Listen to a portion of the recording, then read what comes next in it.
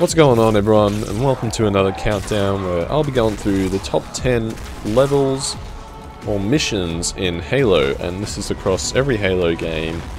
And I'm ranking these based on like how fun they are, most epic, most memorable, but yeah, just the best levels. And so let's get started with the first one.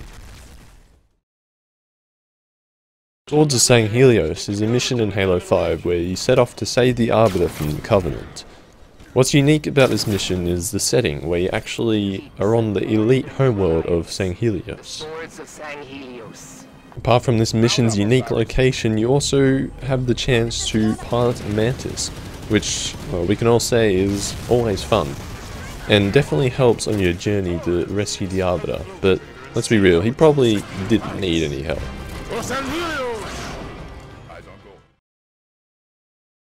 Assault on the Control Room is a mission in Halo 1 that sees the Chief into the depths of the Halo ring to mount, as the name suggests, an assault on Halo's control room. The reason though why this mission is so fun is it gives you access to a lot of heavy weaponry, including rocket launchers, sniper rifles, warthogs, ghosts, banshees, and also a scorpion tank, just for good measure. The Maw is the conclusion to the first Halo and involves the Master Chief having to blow up the Pillar of Autumn in order to destroy Halo. The mission sees you fighting Flood, Sentinels, and the most advanced of the Covenant forces all at once. It also involves a race of survival where the Chief has to drive a Warthog to a docked longsword fighter in a given amount of time, which is both epic and intense. Oh yeah, and who can forget this grunt here?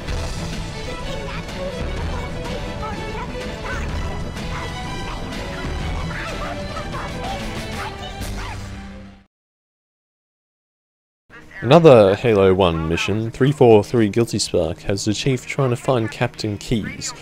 The beginning of the mission is very creepy, it has a creepy atmosphere, and it's probably from the fact that your motion tracker, it has yellow dots on it, indicating friendlies, but you look around and there's none there. And then, while walking across this fallen tree, you see what looks to be a human in the distance, but then it runs away.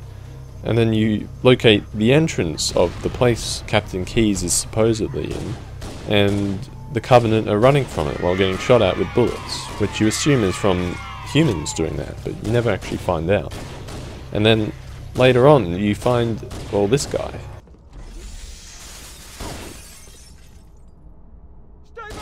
Stay back! You're not turning me into one of those things! This mission also has one of the best cutscenes, and is essentially a recording of one of the fallen Marines that the Chief runs into, and explains what's going on. I mean, look at it! Something scrambled the insides. I also find this mission quite iconic because it's the first time when the Flood is introduced, and also the Monitor. Greetings, I am the Monitor of Installation 04.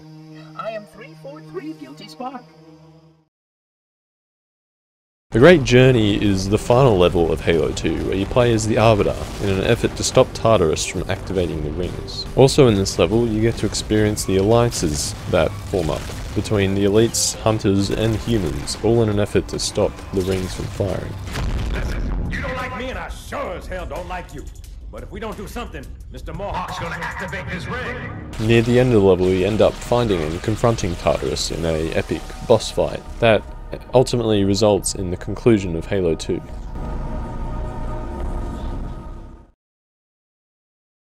The Ark is a mission from Halo 3 and is one of the best because of its huge open level design, meaning plenty of room for vehicles and heavy weapons. But the best part is when the Forward Unto Dawn flies in, with multiple Scorpion tanks, which you can then use to lay waste to just about anything.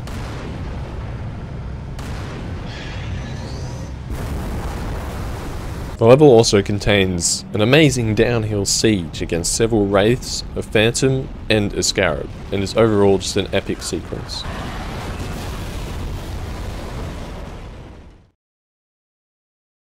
This mission contains the events that occur right before Halo 1 begins, as the remaining members of Noble Team attempt to deliver Cortana to the Pillar of Autumn before it takes off. Now this mission is quite impactful, as during it both Carter and Emil die.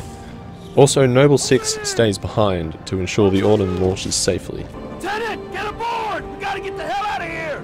Negative. I have the gun. But it is understandable, as who wouldn't love blowing up countless amounts of phantoms and banshees, and even a supercarrier. Now, Lieutenant. Hit her in the gut.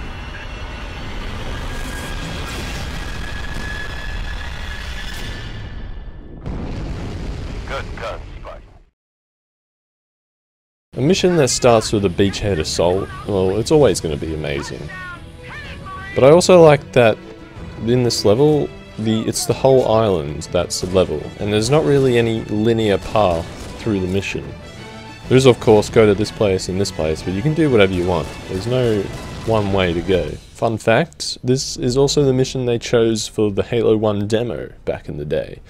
And I know that because that's what I would play, heaps, over and over and over again, to the point where you memorize every enemy, every exploitation, every shortcut. The fact that I still find it fun today is why I think it's a great mission. Underestimated the Covenant's understanding of Halo subsystems.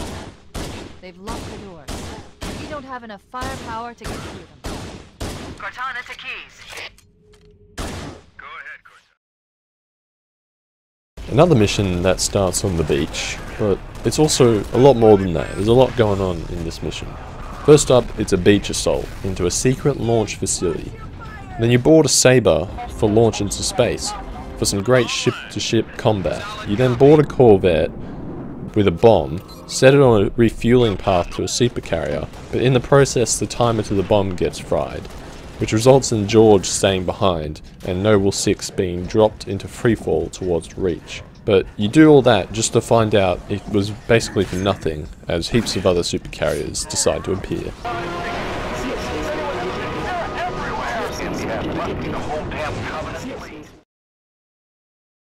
Before I mention my top pick, I've got some honourable mentions.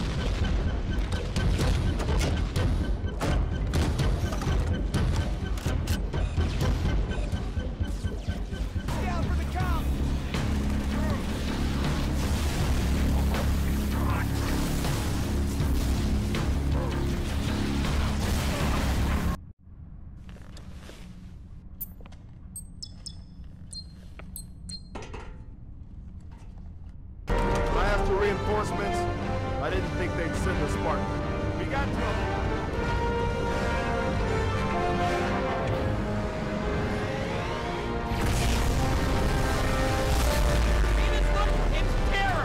It may be a while before we find another ride home. You know that, right? It'll be okay.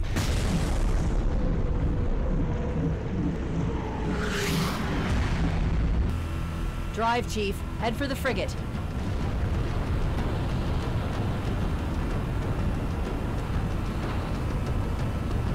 How strong the shields are, so stay close. Don't worry. We got you covered.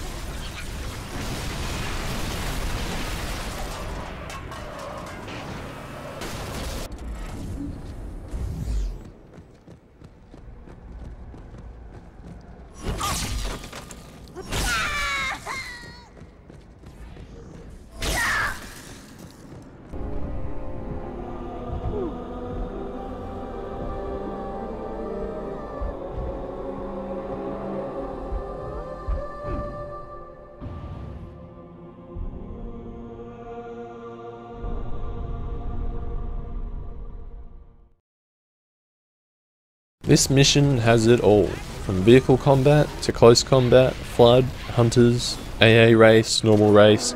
You even get to fly a Hornet. And then after you finished with the Hornet, you get to drive a tank, which leads you to a fight where you not only take on one Scarab, but two at the same time. And just to add to the crazy, the Flood actually fight by your side at one point, to ensure that the Prophet of Truth is killed.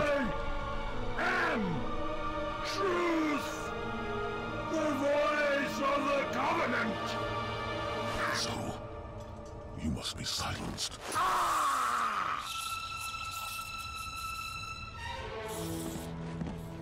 Also, rip Miranda Keys. Anyway guys, thank you so much for watching. Hope you enjoyed. If you did, leave a like. Comment down below what your favourite missions in Halo are. It's always interesting to compare, as these countdowns are my opinion, so everyone has different opinions. Subscribe for future countdowns and gameplays that I'm going to be doing. Check out my old ones, and I'll catch you guys later. Bye.